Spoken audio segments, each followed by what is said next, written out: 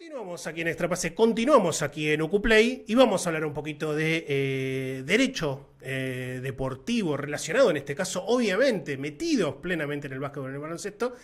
Y para eso convocamos a nuestro amigo bronceado, pero con frío, desde Venezuela, David. Hola, David, ¿cómo va eso? Buenas tardes, ¿cómo vas? Bronceado permanente, pero sí, bastante frío. Bronceado ¿Cómo están por permanente, allá? tolerando algo absolutamente inédito como es el frío en Venezuela. Pero bueno, le mandamos un Correcto. poco de frío y nosotros nos hemos quedado momentáneamente con el calor. 31 grados en este momento en la ciudad autónoma Ah, de bueno. Buenos Aires. En esta toma 2 que estamos haciendo, porque esto forma parte de la cocina de Extrapase, yo me mandé con un tema que no era el que había preparado él, pero fue responsabilidad mía. Así que, si bien estamos grabando, esto es televisión, ¿verdad? Lo podemos decir. Pero vamos a hablar de Correcto. algo que sí es verdad que él nos había comentado que iba a traer, por eso el problema fue mío. Y vamos a hablar un poco de lo que tiene que ver con la actualización de las reglas de nacionalización y de hecho, qué rige para que un jugador pueda ser elegido para una selección nacional en este caso. Recuerdan que la primera vez que hablamos con David, hablamos de lo que tenía que ver con nacionalizaciones express, acuerdos Cotonú, etcétera, pero bueno, ha habido algunas actualizaciones Davis y en este caso, bueno, te doy el pie como para que arranques con el tema.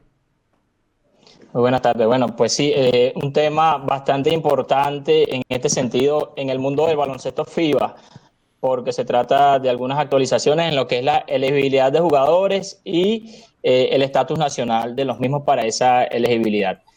Estas nuevas, digamos, reglas, esta nueva normativa se encuentra en el libro 3 del reglamento interno de FIBA de jugadores que entró en vigencia en abril de este año.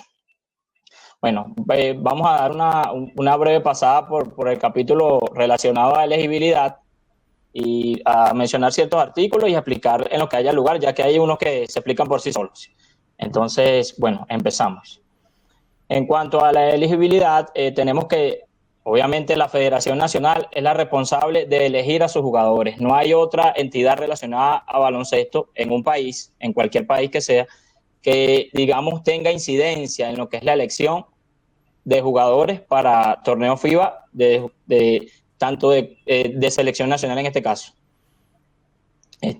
Otro artículo me indica que los jugadores que participan en torneos FIBA, esto se aplica para torneos FIBA de clubes y torneos de selecciones, deben respetar el código de conducta y el código de juego limpio dentro y fuera de la cancha. Además, deben abstenerse del uso de sustancias prohibidas, deben someterse a las pruebas, digamos, random sobre controles médicos para chequear si están o no en uso de sustancias prohibidas para mejorar rendimiento, y también deben colaborar con la FIBA en caso de violaciones a los estatutos. Sí, yo entiendo que Dígame. esas reglas son de Ajá. alguna manera, aplican obviamente a todos los jugadores, pero se las establecen como primera medida a los nacionalizados, como para decir, bueno, vos ya sabés que para poder formar parte de un equipo o una selección como nacionalizado, Correcto, sabés que es correcto. básicamente tenés que cumplir como mínimo con esto. Exacto, ya debe tener eso ya como paso ya adelantado. Bien, Siguiendo sigamos. un poco, siguiendo un poco, en cuanto a la federación o la propia FIBA, según sus investigaciones, pueden negar la participación de un jugador que no cumpla con algunos de los criterios que hemos mencionado anteriormente. Además, el jugador, esto es novedoso, el jugador debe aceptar lo que es el reglamento interno de dopaje de FIBA, que es un poco diferente a lo que es el reglamento de la WADA o de la AMA, Agencia Mundial Antidopaje, y deben someterse sí o sí a la jurisdicción del TAS. No pueden resolver ningún problema que esté relacionado con baloncesto en tribunales nacionales, digamos, ordinarios. Otro artículo. Dígame.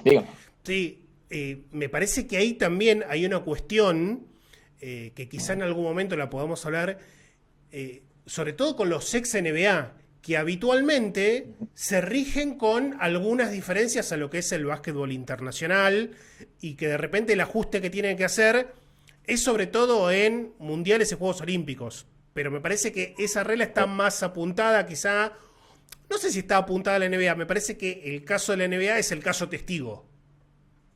Correcto, sí, sí, generalmente. Bueno, ya pasando a, digamos, finalizar esta parte, tenemos que la duración máxima de un contrato es de 4 años. Este, los jugadores que quieren ser elegibles para el proceso de que estamos hablando, en cuanto a torneos locales, estos torneos o estas ligas deben estar afiliadas o avaladas por la Federación Nacional. Ujú.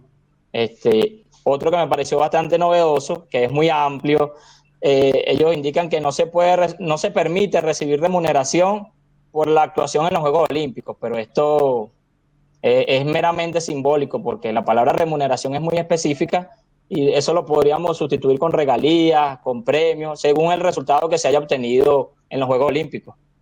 Y en general, para finalizar este tema, digamos que el espíritu de estas regulaciones de FIBA es que el jugador tenga la oportunidad de participar con su club en los torneos FIBA y también en la ventana de selecciones. Por eso es que también ellos establecen como obligatoria, digamos, el permiso de parte del club para el jugador para participar en los torneos FIBA de selecciones. Ahí hay un tema, obviamente, en lo que por lo menos nos atañe a los que seguimos el mundo FIBA, con Euroliga. Bien, que Correcto. en líneas generales no permite a sus jugadores / entrenadores participar de ventanas, salvo aquellas que se acuerdan exprofeso, como por ejemplo la de febrero venidero, pero por ejemplo hay muchos países europeos, sobre todo por la cercanía de los clubes Euroliga, que tienen la posibilidad de contar con esos jugadores griegos, turcos, bueno, Toko Shengelia, por ejemplo, en Georgia, bueno, ahí tienen una ventaja, pero como regla general, ahí tenemos un punto de conflicto entre lo que es Euroliga y FIBA. Sí, es correcto. Eso debe, digamos, subsanarse porque es el espíritu de la norma. Entonces se supone que cada selección debería contar con el mejor personal disponible para obtener los mejores resultados deportivos dentro de la cancha. Bien, ¿con qué seguimos? Ajá, avanzamos ahora a lo que es el estatus nacional de los jugadores. Bien. Esta es la parte importante y, bueno, los cambios son significativos. Empezamos. El artículo 12 del libro del que ya hablé, el libro de reglamento interno número 3 de FIBA, nos indica, y esto ya lo habíamos conversado en veces anteriores, la FIBA puede verificar la nacionalidad del jugador solicitando cualquier documento. Tienen esa potestad. Otro artículo, el número 13, indica que la prueba de nacionalidad de un país no es elemento válido para participar en un torneo FIBA. ¿Por qué? Por lo que hablamos en la vez anterior, digamos que para un proceso de nacionalización, la federación y el jugador se ponen de acuerdo y a veces los procesos pueden ser fraudulentos. ¿Por qué? Por cuestiones de tiempo, por cuestiones de que llegaron a un acuerdo muy cerca de un torneo principal de FIBA y entonces pueden hacer las cosas no de la mejor manera. Entonces ellos tienen permitido, digamos, esa revisión. Vamos al artículo 14 que nos indica que el jugador para participar para una selección debe cumplir con los requisitos de elegibilidad que nombramos anteriormente y entramos al tema, al meollo del asunto, que escucha bien esto porque te lo voy a decir al final. A ver. Es el nuevo mercado de agentes libres del baloncesto internacional. Se llaman los jugadores, las reglas que voy a decir aquí adelante son los jugadores con doble nacionalidad. Ajá. El primer artículo de este tema es que un jugador con dos nacionalidades legales, puede ser nacionalizado o naturalizado, puede elegir, tiene la potestad de elegir con qué selección va a jugar mediante una carta a la FIBA. Él mismo ya tiene esa potestad de decidir. Siguiendo con el artículo 16, ahí tenemos ya, digamos, la primera situación. Si este jugador, seguimos con el ejemplo anterior, si este jugador es convocado por una de esas dos selecciones, porque tiene los dos pasaportes, tiene los papeles en regla de los dos países, después de los 18 años, si es convocado después de los 18 años, debe elegir para qué selección jugará. El hecho de que lo convoque una selección no quiere decir que él vaya a participar para esa, porque él puede rechazar, tiene la potestad de rechazar. Pero si rechaza, ya no va a tener más oportunidades de jugar por esa selección. venezolano argentino que nació aquí en Venezuela y por las razones sociales de migración que tenemos hoy en día, se fue para allá y entonces se desarrolló en basquetbol y Venezuela le hizo la convocatoria y él la rechazó, no tiene ya más oportunidad de jugar con Venezuela y si su nivel se lo permite y es convocado por Argentina, por la federación, pues él puede jugar con la selección de Argentina. Y podría eventualmente jugar Ajá. para una tercera selección en caso que obtenga la nacionalidad de esa tercera nación, pero a su vez haya rechazado también una convocatoria para el seleccionado argentino, pura y exclusivamente de Sí, esa forma. podría. Bien, Exactamente, bien. rechazando. Pero igual también tiene que ver, que lo vamos a hablar un poquito más adelante, la circunstancia de participación, porque entendemos claramente que hay jugadores que son llamados a selección, pero que ven muy pocos minutos o no ven minutos, y entonces, digamos, se hacen elegibles al tener dos nacionalidades por otros equipos nacionales. Pero ya vamos para allá. Ajá. El artículo 17 me indica que, fíjate, muy importante, se considera que un jugador participó, así no haya pisado la cancha, en un torneo FIBA para una selección si aparece en la lista final de la delegación de esa selección. Y esto aplica también para torneos 3x3. ¿Qué pasa? Esto es muy importante porque ahora mismo, como hay mundiales, hay mucho movimiento con el baloncesto 3x3. Algunos jugadores, digamos, se ven tentados o ven que esa es su oportunidad.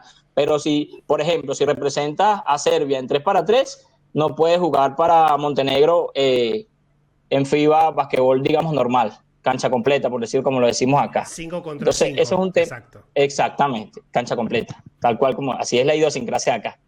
Bien. Entonces, es un tema que hay que tener allí muy, muy presente. Dígame. Sí, bueno, Venezuela ha tenido un caso muy conocido de un jugador, obviamente, que sigue representando a su selección, que es Michael Carrera, bien que lo hace muy bien en aquel Panamericano de Lima 2019 en modalidad 3x3 y luego termina compitiendo en la selección mayor, un Michael Carrera En que la pasó selección nacional. aquí por Obras Basket, que estuvo en Lleida, en Gran Canaria, bien, pero bueno, él en ese caso compitió en las dos modalidades, siempre para el mismo país. Lo que no puede hacer es competir en una modalidad para una nación y en otra para un país totalmente distinto. Bien, perfecto. Perfecto, entendido. Vamos un poco ya más a la profundidad del asunto. Artículo 19A, aquí tenemos que si un jugador joven fue transferido a un club, digamos, a sus 16 o antes de sus 16 años, y en ese club de otro país hizo su debut profesional, él no puede optar para jugar para la selección de su país. O sea, un argentino que se fue a España a los 16 años y debutó allá profesionalmente en España, no puede jugar para Argentina sino hasta que cumpla 23 años. Ojo, también esta palabra grábatela, aquí entra, digamos, el personaje más famoso de todas estas reglas nuevas, el secretario general. El secretario general es la persona que va a tomar una decisión sobre si se puede o no se puede, sobre la elegibilidad y la participación de un jugador, sobre si puede o no puede participar. En este caso específico del jugador, con el ejemplo argentino que fue a España y que bueno, que ya a los 19 años tiene nivel para jugar, pero tiene que esperar a los 23 porque la regla sí lo dice, pues el secretario puede dar permiso a ese jugador tomando en cuenta los siguientes criterios. Que ya haya jugado con esa selección, en este caso, este jugador argentino jugó en la selección, pero no jugó en un torneo FIBA, jugó en amistoso. Eso lo toman en cuenta. Que este jugador tenga sus papeles en regla, su pasaporte, y que no sea elegible, en este caso, para jugar con la selección de España. Si ese es el caso y el jugador está inmerso en esta situación, tiene esta circunstancia específica, entonces sí sería elegible, porque si estamos hablando de, por ejemplo, un crack que tiene 19 años y ya tiene todo el nivel y tiene toda la cabeza para participar con Argentina en el equipo de mayores, no tiene por qué esperar hasta los 23. Entonces, hay una flexibilización. En cierto modo, mucho tiene que ver con el personaje del secretario general. Ajá. Seguimos entonces. El artículo 20A me indica que que el equipo que participa en un torneo final FIBA, ¿verdad? Puede tener en sus filas un solo jugador nacionalizado mayor a 16 años. Eso lo ponen como regla general. Pero aquí vienen las excepciones, que otra vez hablamos del señor secretario general. En el artículo 20b nos indica que el secretario general puede dar ese permiso considerando los años de residencia de ese jugador en el país. O sea, estoy hablando en primer lugar que si ya tiene un jugador nacionalizado después de 16, pero puedes tener otro basándote en los siguientes criterios, según el secretario general.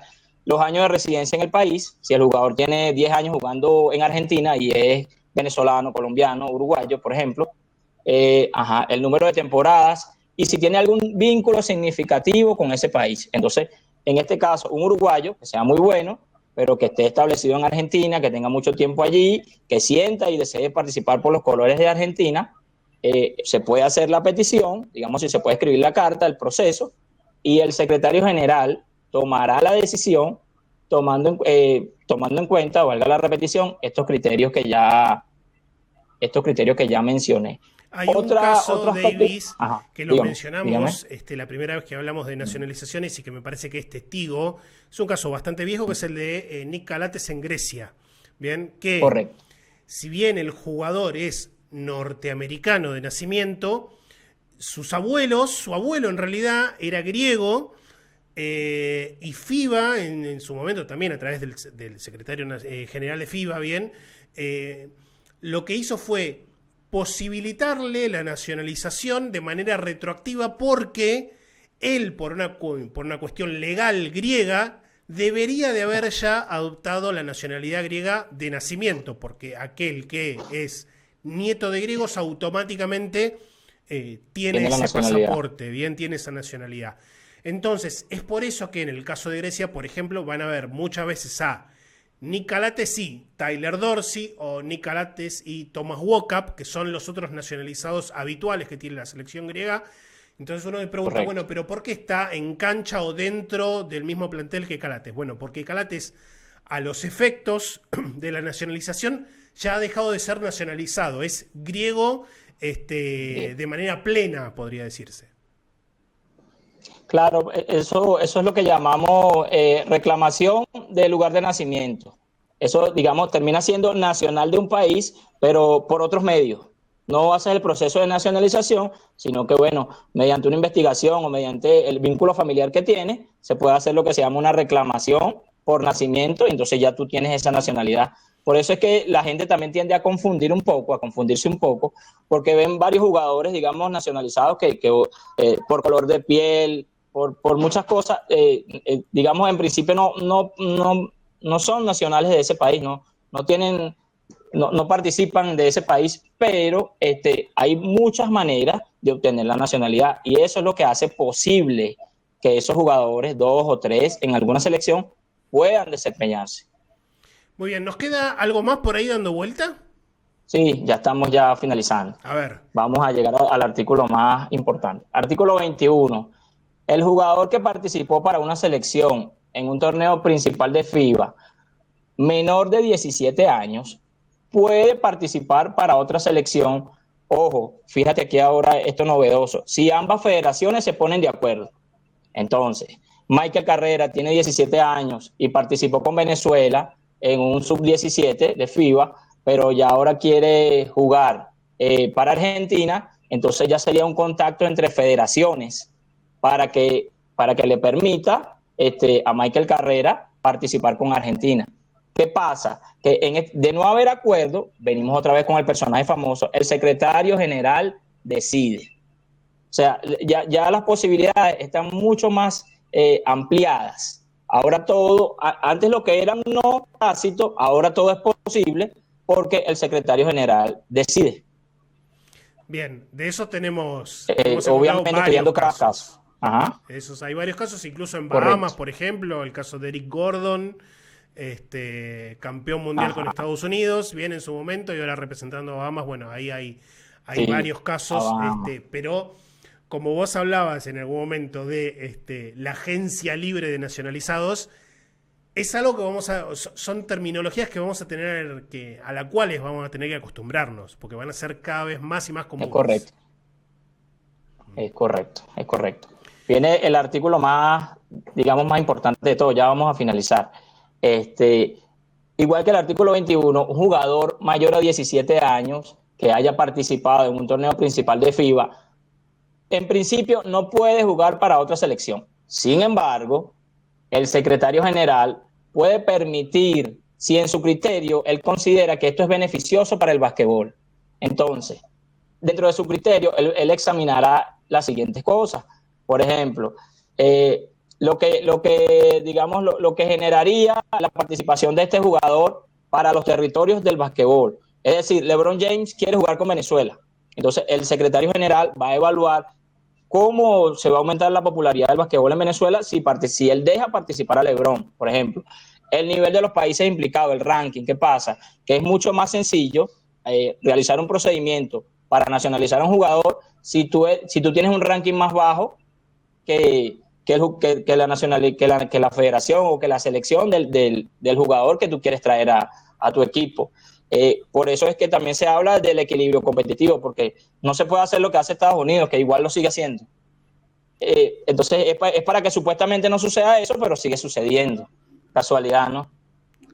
Y también se evalúan las circunstancias de participación del jugador con la selección anterior. Ya para finalizar, el artículo 23 nos dice que un jugador con 2 nacionalidades, ¿verdad? Para la federación en la cual él desea jugar, él debe obtener una certificación. Es decir, yo, argentino, quiero jugar para Venezuela, pues yo a través de la Federación Venezolana le pido a Argentina que me dé una certificación de que, como un pase, por eso digo que ya todo se parece más a una agencia libre. Exacto. Me tiene que emitir un pase, un certificado donde ya yo puedo, me dan permiso para jugar en este caso, con Venezuela. ¿Correcto? Entonces, ¿qué pasa? Hay un año para dar respuesta a esto, pero si la otra federación, para no perder al jugador, por buscar manera de convencerlo, decirlo de alguna manera, no se pronuncia, el secretario general puede dar una autorización, digamos, provisional, y si pasa más de un año en esta situación, ya la autorización queda definitiva, por lo tanto, el jugador ya puede pasar a la otra selección. Exactamente. Muy el importante. Silencio de más de un año se asume Correcto. como aceptación de la federación en la cual el jugador estuvo representando, de que permite que lo haga su nueva nación, digamos, su nuevo país. Exactamente. Bueno, como ya lo veníamos diciendo, todas estas decisiones lo toma la Comisión Jurídica de FIBA a través del secretario general y entran en vigor 45 días después de la decisión. Entonces, bueno, para finalizar, como dije, este es un nuevo, ahora tener 2 nacionalidades te hace un agente libre, pero también iniciar el proceso de nacionalización ya te lleva en camino de hacer un agente libre.